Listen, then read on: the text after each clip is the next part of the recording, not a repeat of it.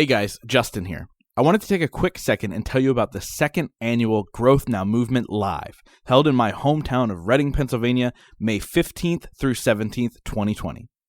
This event will feature some of my top guests like fitness influencer Natalie Jill, massive keynote speaker Anthony Trucks, and Bellator MMA fighter and humanitarian Justin Wren, and many, many more.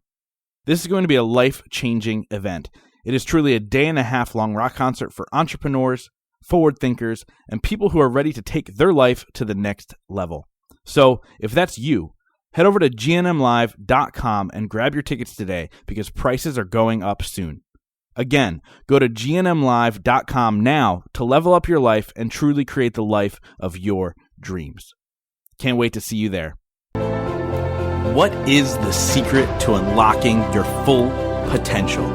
What makes your idols any different than you? How do you become the person you've always wanted to be in life? This is where you get all of your questions answered. My name is Justin Shank, and I sit down with some of the most epic individuals who are changing the world with their actions in business and in life. We discuss how they did it, why they pushed themselves, and more importantly, how they were able to focus on continuous growth to achieve their dreams. Welcome to the Growth Now Movement. This week, I sit down with Katrina Stone. For those of you who don't know Katrina, you're about to find out. Katrina is a singer, songwriter, music producer, and everything else in between. I originally met her at Terry's event in Orlando at The Thing, and have been able to hang out with her many times now all over the country, which we talk about in this episode. But you guys are going to love how brilliant her mind is. We talk about her music career, how it went from being signed to a Christian label, then touring with a punk rock band in the Warped Tour, and now with millions of streams and a strong entrepreneurial mind, Katrina is living the life of her dreams, licensing her music to all types of commercials, YouTube channels, podcasts, and the like, along with her own music taking off as well, being super close recently to being nominated for a Grammy. And here's the exciting part. Katrina is one of the performers at Growth Now Movement Live. I told you I was going to step it up a level this year from last year, and I'm bringing in two ultra-talented singer-songwriters who are top of the world, top of the charts, and they're amazing. Katrina Stone and Benj Hurd. You hear us talk about Benj in this episode as well. So if you guys want to come connect with Katrina, make sure you grab your tickets to Growth Now Movement Live right now. gnmlive.com. Come learn from the incredible speaker lineup where we just also introduced Nick Santanastasso as a keynote speaker. It truly rivals anything. Plus, pick Katrina's brain on the entrepreneurial side. If you're a musician, you need to come meet with her. If you're an entrepreneur, you need to pick her brain. You're going to love this episode. Now, without further ado, let's get to the episode with Katrina Stone. Katrina, welcome to the show. Hi. I am so excited for this conversation. We've known each other for how long now? How many years? Like almost 2, I think, since 2018. Longer than that. Oh, maybe. Yeah. Almost 2 years. It feels longer. We've hung out in multiple states at this point, about to be 3 states. But you essentially performed at the first Terry Weaver event that I spoke at. And I was blown away. I was blown away by the story. I was blown away by what you've been able to build. And obviously your vocals are amazing and the production is great. And, you were just somebody I was like, I need to have her in my circle because of what you've been able to build. But why don't we take a second now and you just tell my audience who you are today, and then we'll break down how you got there. Awesome. Okay. Well, I'm super excited about this, first of all, because I have been a longtime listener of your show, since I met you. So it's been really exciting, and I'm particular about podcasts. So well, thank you. I really love yours. I am a singer, songwriter, producer from Los Angeles, and I make music primarily for TV and film and trailers and anything you can sync up to video. I sort of fell into that. I've always been an artist, at heart, but that's where my business really took off, was with that sort of stuff, with sync. So yeah. So what got you into music? Like, what was the first thing in your life where you're like, this is what I want to do? Really, it was just the first thing that I was good at, really good at. In middle school, I was kind of a late bloomer, so I didn't really start singing or playing an instrument till middle school. A lot of people were like, I walked out of the womb singing, and it was like, oh no, I've been I was a pop just star since I was 3. Exactly. And that was not me. My little sister was actually the singer of the family, and she was singing, singing in church when she was 3, and not me. I forget what instrument it was at first, but I just cycled through instruments when I was in middle school. I played trumpet and bells and drums and flute and some piano. And I just was like, music is like this language that makes sense to me. Mm-hmm. And so I pursued it, through high school to get into college, and took, opera lessons, all the things that I thought I was supposed to do to get into college. And didn't really have any sort of plan B, to be honest. Like, it was going to be that. And I did 1 semester of music and I hated it. So I got my degree in sociology because that was like the football player's major. And I was like, if they can get through this, I can get through this without buying books. And so I did. And then when I graduated, I got married pretty quick. I mean, I was young. I was 21, barely. And that's when I was like, okay, I'm going to give up music. That's what a good wife does, and and I was just confused. And my husband was like, no, I married a musician and I know what I got into.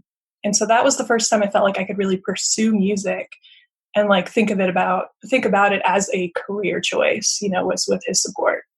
Yeah, I love that. And obviously your husband T-Bone is super supportive of everything that you are creating and putting out there, which is 100% impressive, because I think sometimes when you get into the LA scene and the music and all the things, like all of a sudden people get weary, and you offered up your dream to serve as a wife. So where did that idea come from, where you felt like, oh, I got married, now I have to give up my dreams? I got to be honest, it came from church. Yeah. It just seemed like watching everybody, that's what people did. And it was something that I look back on and I was like, that was really dumb. But I really believed that at the time. I was like, this is what you do. And, the same thing happened when I had my daughter. I was 25 and I was looking at all these people having kids and I was like, okay, we have to get a house and we got to have kids. And I thought for sure when I had her, I was like, okay, the music bug is going to go away. And, it didn't. I was about, I had been a mom for about a month and I was like, man, it's not going away. And then I jumped on to the Warped Tour with this band. I was singing like punk pop music and she was 5 months old, and wow, like little baby headphones and everything. And so it never goes away. Like, I can't quit it. I've tried a few times and it just kind of keeps coming back. So, that was kind of the sign. I was like, I really got to stop trying to quit music, Yeah. Now, obviously, it's funny because you went from, I got married at 21 to, I toured on the Warped Tour, which, most people listening, at least in the Northeast, were very familiar with the Warped Tour. It's extremely popular on this side of the planet. I'm sure it is everywhere, but I only know it over here, obviously. But, there's a whole gap in between there, right? Of the struggle, the attempts, the what genre do I fit into? Where am I going? How do I even make money doing this? I think music's an interesting thing because, back a long time ago, it was, hey, let's sell albums, we'll make money. And now we're in the streaming world. And then beyond that is the touring that actually makes money, or merch or whatever. But what was the progression of like, okay, I have my sociology degree because, college happened. And now I want to make this a career. Like, what was the first path you walked down? And then what kind of transpired from there? Well, I'm a little bit of like an extremist. So if I'm going to do something, I go wholeheartedly. And so 2 weeks after our honeymoon, when I was like, okay, I'm doing music, I auditioned for this competition called Gospel Dream. And it was the American Idol of like Christian music, but it was really gospel. And I didn't know what I was getting into because I'm not much of a gospel singer. But, I made it through and, made it to the semifinals, made it to the finals. And it was big. It was like on TV. And there was a pretty big, like, I think there was a record deal at the end of it. I ended up getting third. But I just kind of jumped head first into it and was like, okay, this is my first time even signing a record deal for like this compilation album. This is, there are people out there that are like really hustling and doing this. And so when I was done with the competition, I decided to start making my own record. And I had not done it at that point. I think I was still 21, actually, almost 22.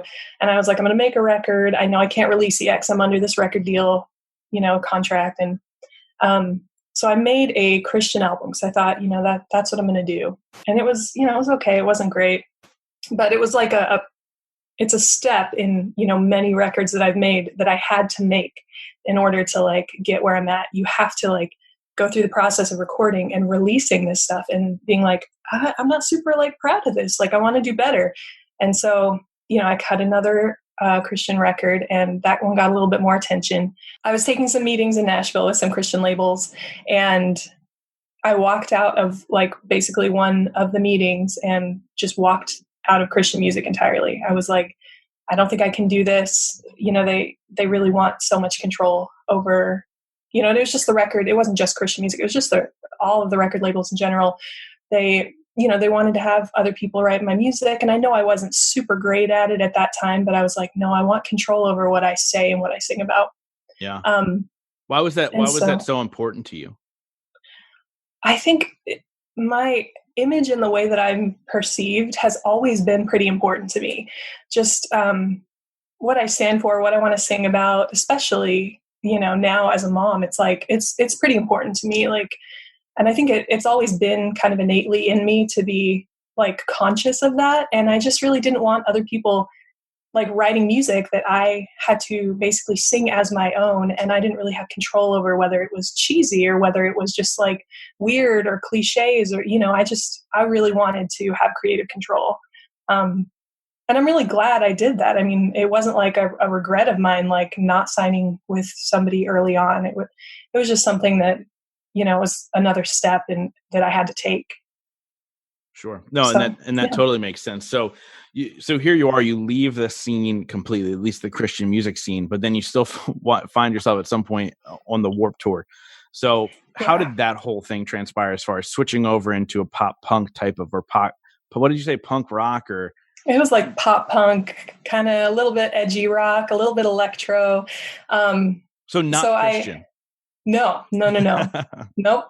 I started making pop music, and at the time I was into Ingrid Michaelson, and so it was like cute pop, quirky pop. I was like, I can do this. I can play ukulele, it was super in at the time. And I had known a guy in Denver that they had lost their lead singer of their band, but they had, before they lost her, they had booked this tour, and they didn't want to lose the opportunity, and so they were looking for a new lead singer and to sing the old songs and write some new ones for the tour. And I was like, that sounds like fun. And so, I auditioned for them, and they hired me right away, and I started writing for them. And, a few weeks later we were on the Warped Tour, and it was a lot of fun. It was a lot of hard work. And it was just like my first real taste of that kind of touring. I'd always booked my own tours before, but this was like so legit, and everything was taken care of for the most part, like food and sound people and help, stage help and everything, that I was like, this is amazing. And I got to really like hang out and talk with a bunch of seasoned bands that have been doing this for a while, and just see like how great and how humble they are. And so it was, it was just another step, honestly. Like, it was weird to go from Christian music to that, but I had to do it just to kind of get that taste of like, people are making a living, doing music somehow. And there's still people out there that love music, love live music, Yeah. So one thing I love about you and what you've built, because I've heard, your story from you, and we got stuck in LA traffic, and I heard in depth about what you, by the way, surprise, there's LA traffic. But with everything you're doing, I love that you stay so true to who you are. And I know there's a lot of people that come at you with ideas and directions and all these things. So how do you know when you're listening to people that you choose to surround yourself with, like what's the right move and what's not the right move? Oh man, it's so tricky, because I am a bit of a people pleaser, but I'm also quite guarded. And that has just come from making some of the wrong choices, like really like letting people get into my head and say like, music is definitely not a career. And you really should think about teaching and, things like that honestly, like they have never given me any amount of peace, and so there's only a handful of people in my life that I really, really trust to like give me that kind of feedback. And, and when I do, it's, even if it kind of goes against some of what's going on in my brain about, what what decisions I need to make. A lot of times I'm like, you know what, these people have consistently made good decisions and they've always led me in the right direction. And but it's just a handful of people, to be honest. My circle of like people who can influence me is quite small. I love that. And so one thing that I get asked a lot because of what I've done with the podcast and who I now surround myself with, people ask me all the time, like, how do you get in the room? How do you get around the right people, in order to level up your life? And the same thing with you in the music industry. How are you able to set yourself up in these situations, whether it be the television show, the record deals, the Warped Tour, and then what you're doing now, which we'll get into in a minute here. But how are you able to be in the right room at the right time? Was it based off of talent? Was it hard work? Was it strategic? What was the thing? It's not talent, because I'll be the first to admit, I mean, I'm talented, but it came from hard work. Like my talent, I was not a natural singer. I'm not a natural musician, even though like I was okay at it right out of the gate. I've seen natural singers and like natural musicians. And so I'm nothing like that. I work hard. But a lot of times like getting in the room for me is just a matter of, being kind to people and like honestly caring about them. Like really it's you can't weasel your way into anything, especially like in the music industry. It's kind of like people do see through it. You might still get in the room, but you're not going to get anywhere. But if you sort of like either offer like a service to somebody, if you're useful to them, like in a real way, or you're just kind to them and you actually care about their life, a lot of times those are the relationships that you're going to like call on, are the ones that you know that they care about you and that they really like honestly want you to be there. And so it's all about, kind of sometimes throwing away that business mentality of just like, I've just got to say the right things and do the right things. And it's like, no, you just got to care about people, Yeah. Now, how over the years, how has your vision of music changed? Like from what was your original idea in the music industry to what you're doing now? Like how has that evolved for you? And is your goal or your end goal the same as it always has been? It's changed significantly. I mean, I always thought, because I didn't have the resources in the beginning, not even just money, but like knowledge, I always thought someone's going to take care of this for me. I'm going to have somebody to do this, my booking. I'm going to have someone to do my graphic design. I'm going to have people for everything. I just have to sign that deal. And it's gone from that to like, I really enjoy that I can do all of these things. And, with each year, it's kind of like I'm learning something new because a need has arisen in my career where I tried to hire someone, but the truth is like, I just did a better job at it, Mm-hmm. And so, with even just like, I don't know, with little things like graphic design or editing my own vocals, like I would rather do that at this point. And it does actually make me more valuable to the people around me. And so I find myself in situations where, people will say, hey, can you just master this song for me really quick? Like, yeah, I totally can. I can master that for you. And, can you auto-tune these vocals for me? And it's like, yeah, I can do that. I can edit your video. I can do whatever you need. Like, because along the way, I've kind of picked it up because I've needed it. And so I really celebrate that now, as opposed to I just want someone to do this all for me. And it would be nice at some point for someone to like pick up some of the slack, but at least now I know how it's supposed to be done, Yeah. And, my friend Fabio Viviani talks all the time about how it's not about the resources. It's about being resourceful. And when you look at what you've built and the success you have now in the music industry, being able to support your family, living in LA, supporting other artists, doing all these things, it was built off of being resourceful. You had to scrap to learn, because frankly, like there are quote unquote, I'm putting quote fingers that nobody can see right now, quote unquote experts out there that you're supposed to hire to do these. And a lot of times they don't deliver. And so for you to go, okay, I'm just going to learn this craft myself and put in the time and the effort, that's 100% amazing. So talk a little bit more. I know you'd mentioned briefly in the intro here when you were talking about yourself that you are in television commercials and licensed music and stuff like that. Explain that to my audience a little bit more about how, what first of all, what that even means, and how impressive that is. Because obviously you have to compete against so many people to get those chances. Yeah. So basically there's the one thing that people will always pay for as far as music is concerned is they will always have to pay for a license to put your song in their video. And it could be a YouTube, video that you're using to like try to get your makeup channel started. It could be, broadcast international commercial for whatever. It has to get paid for. And so we sort of fell into it. Because when I moved out to Los Angeles, I was like, let's do a folk duet project with me and my friend Benj. And he's incredible. And, it took some talking into for sure, because he was very much like, I'm going to be a producer, and he's a phenomenal producer, but his voice, I was like, you need to be singing. So we cut this album, and it was really great. It was just like a great experience to, from start to finish, to do an album. And a friend of ours said, there's this website where people can sync your music to like their wedding videos. And those wedding videographers have to pay for it. And it's like, I'm making a little bit of money. And so I was like, okay, I'll upload all these sweet love songs. So I did that. And this is in 2013. And I did that. And I think the first month that we did that on this one particular website, we made like $300 or something. And I was like, what? This is amazing.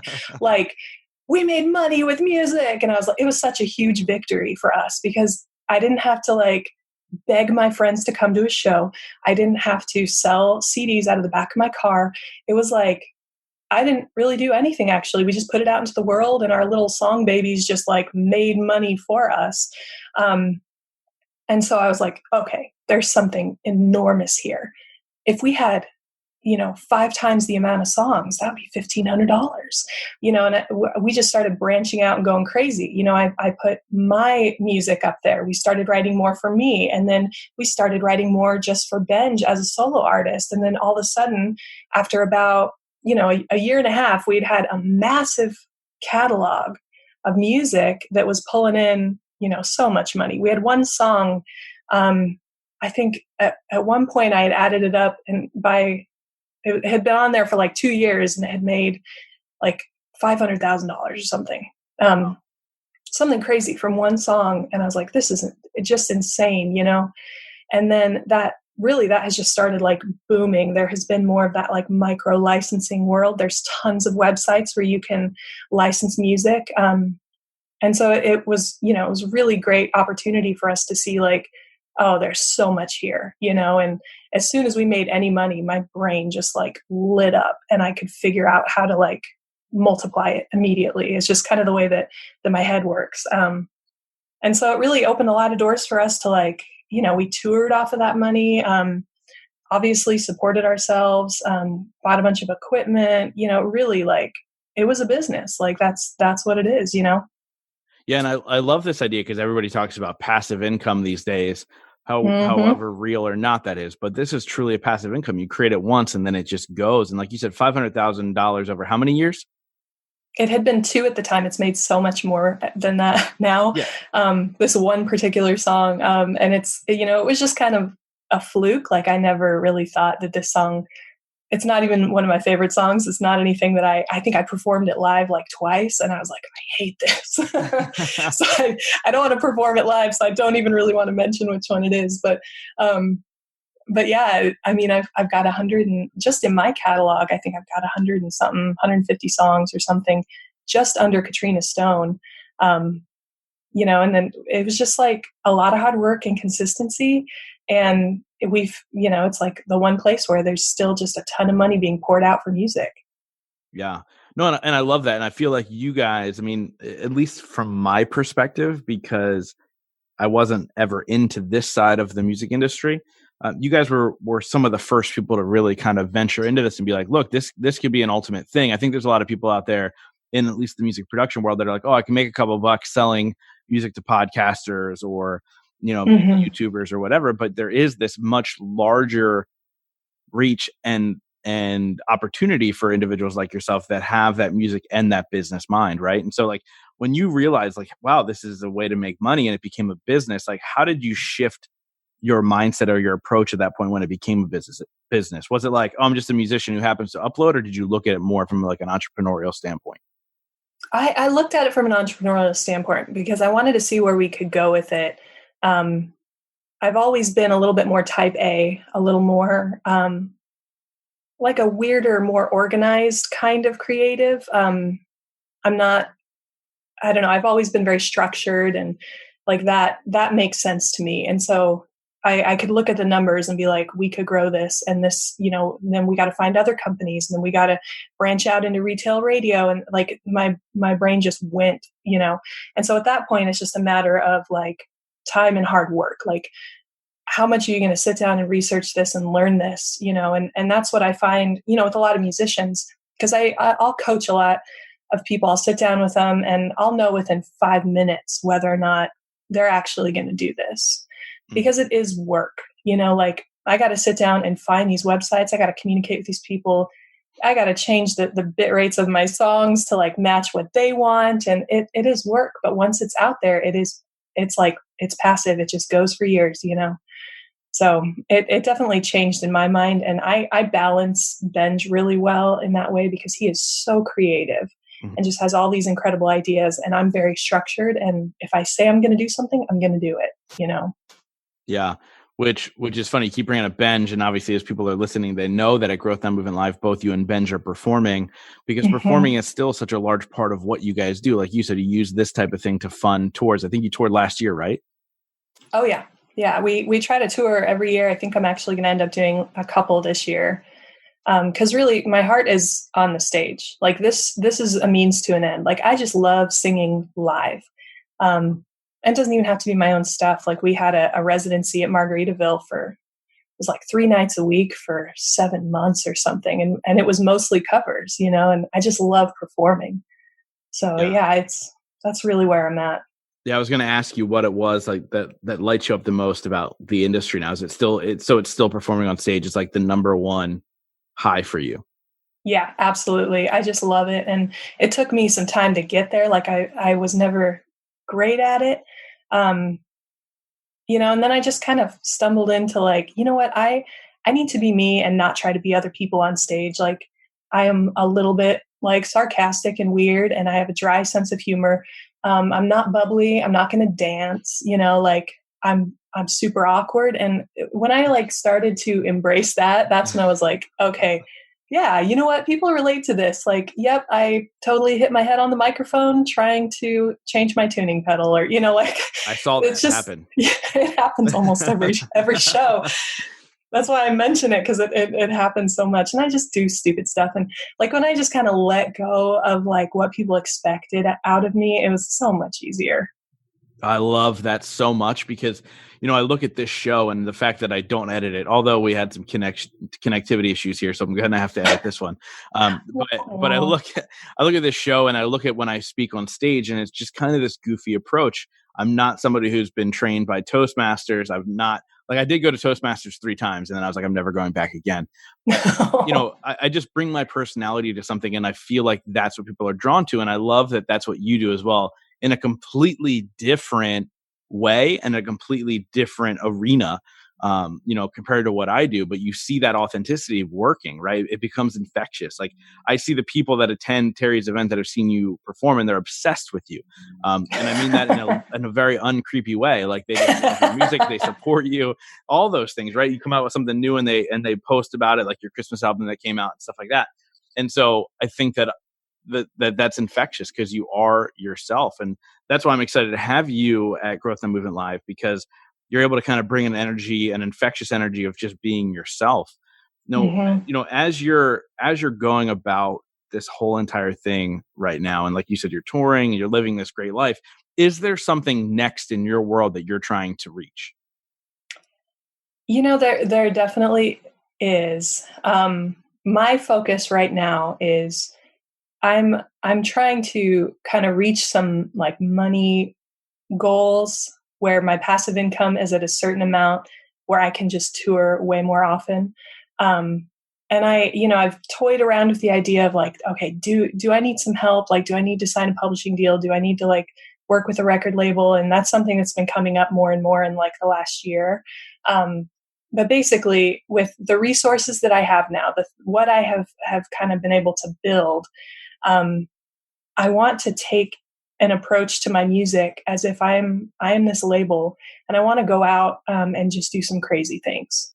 Like I want to put on some crazy shows that really offer something to the people that show up. And it's not just come listen to my music because I'm amazing or whatever, but like really I don't know, like I'm still working on it, but it's, like a hybrid of some kind of experience. And because we can afford to do that now, because we've built this other little piece of it, I'm really thinking about like the live show and the touring now. And I've also never toured in Europe, and I feel like that's something that I've wanted to do. And apparently I'm huge in Brazil right now, so I'm thinking about Brazil as well.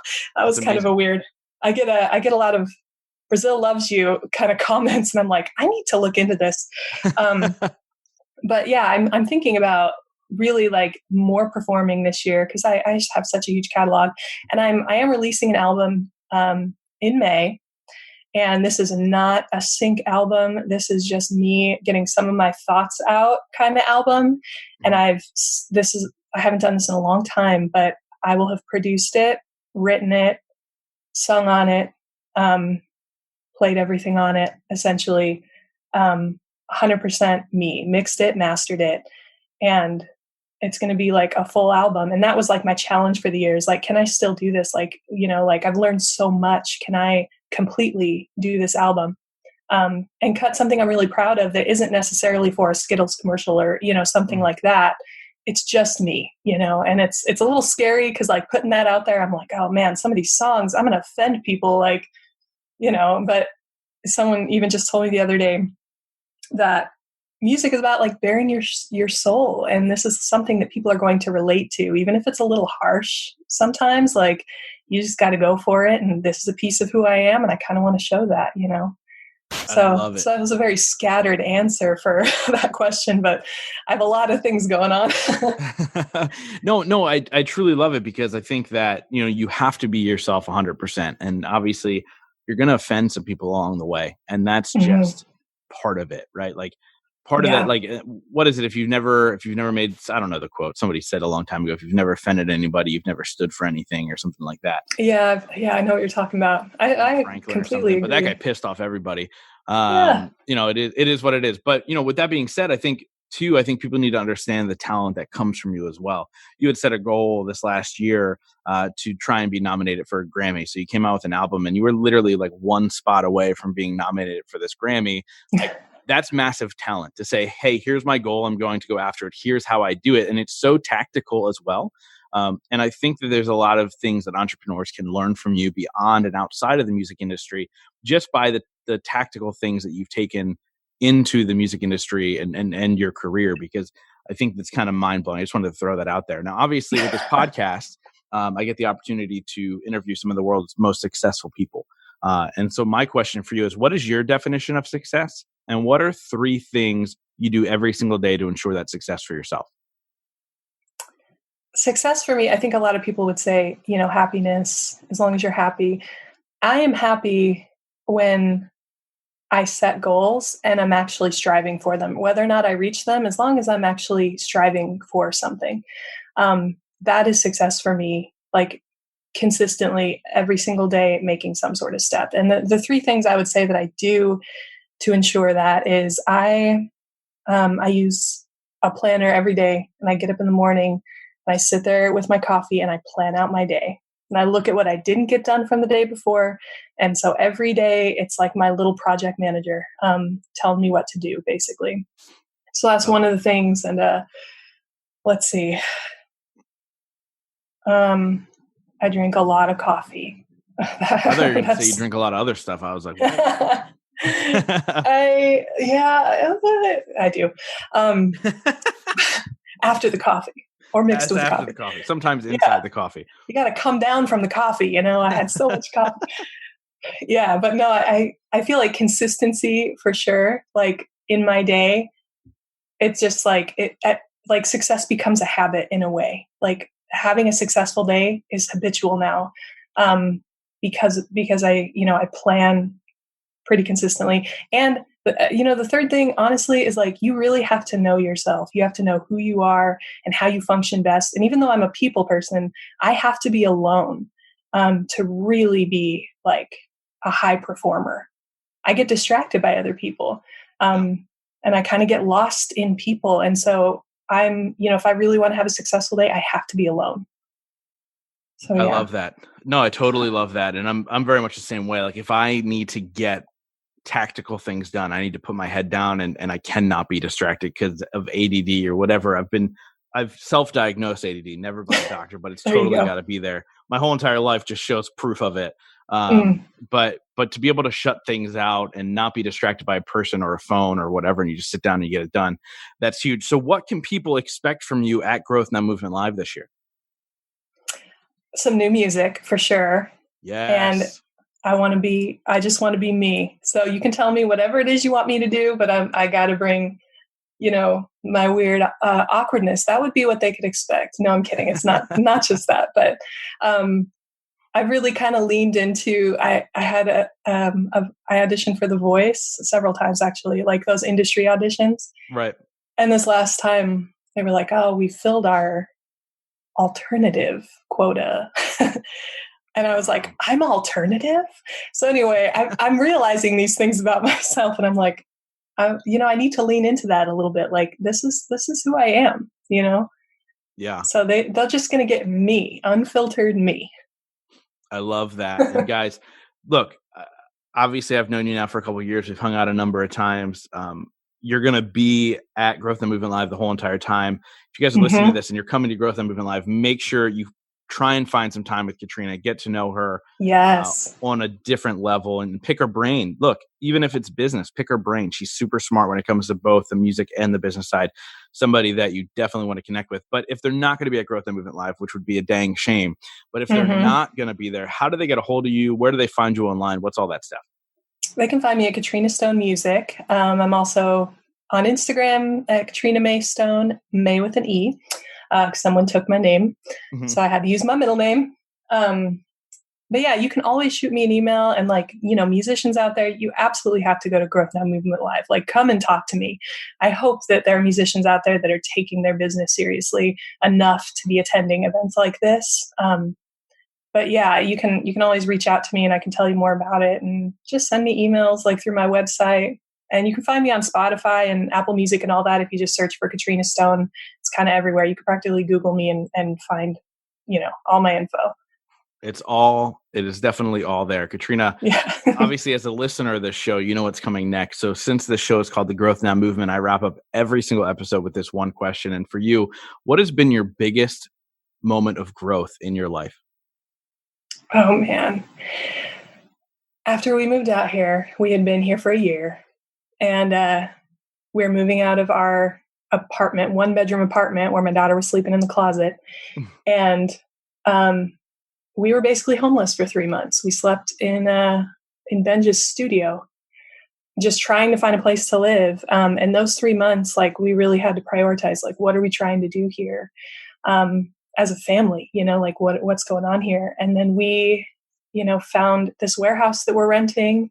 And really, that was a huge step, a huge piece of our growth was being can we afford this? Can we do this? And honestly, within 8 months of renting that thing, my husband quit his job and I was supporting us full time. It was the lowest of lows was the growth.